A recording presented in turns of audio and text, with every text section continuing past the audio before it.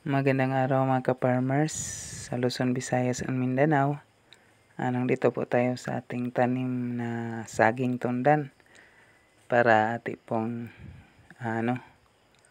i-harvest kasi medyo nag-mature na po yung bunga. So sobrang laki po ito mga ka-farmers, talagang sobrang bigat po ito. So ito ang kanyang puno, ganito lang kalaki.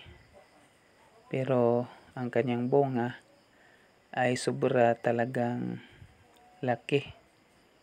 Kaya ati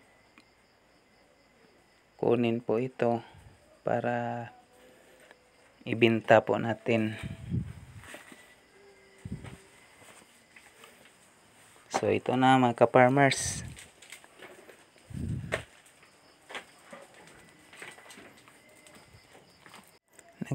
Nagsimula na po tayong magputol. Pagkatapos nito ay mayroon pang isang puno na ating puputulin. Sobrang talaga yung laki ng bunga. So ito na mga ka-farmers, talagang kitang kita po natin ang ating saging na tunda na sobrang laki. Hindi po ito maubos naming dalawang mag-asawa na kakainin lang. Ibinta po namin, magtira lang po kami ng kaunti na kakainin. Wow, grabe mga ka-farmers, tingnan nyo, talagang nakakawaw. So ang saya talaga pag makikita natin na makapag-harvest na tayo sa ating pagsisikap sa pagtatanim ng saging tundan.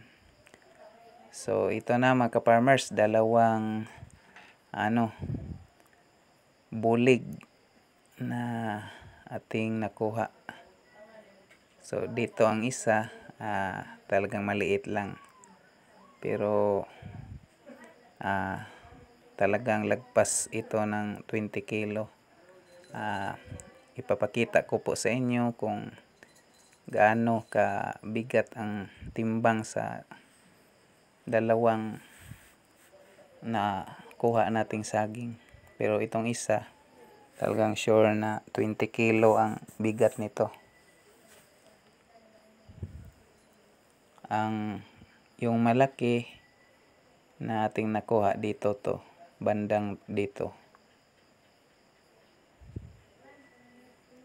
Magsimula na po tayong sipi.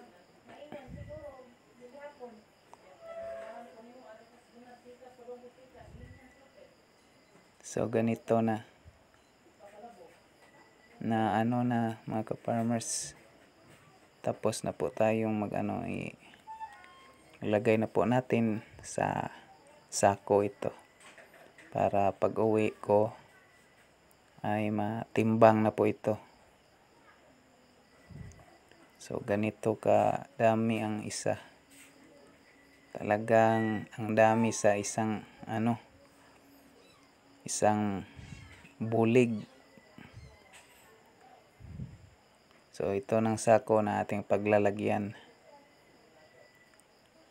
Ang ganda talaga mga ka-farmers, nag-mature na po yung mga bunga ng ating saging. So ito na mga ka-farmers, ito na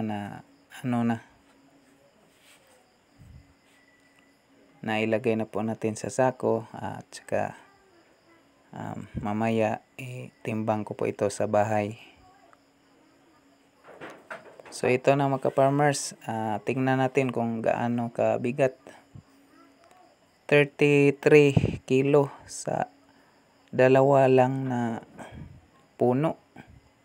Sobrang bigat, talagang may pira talaga sa saging tundan. Hanggang dito na lang ako mga ka-farmers.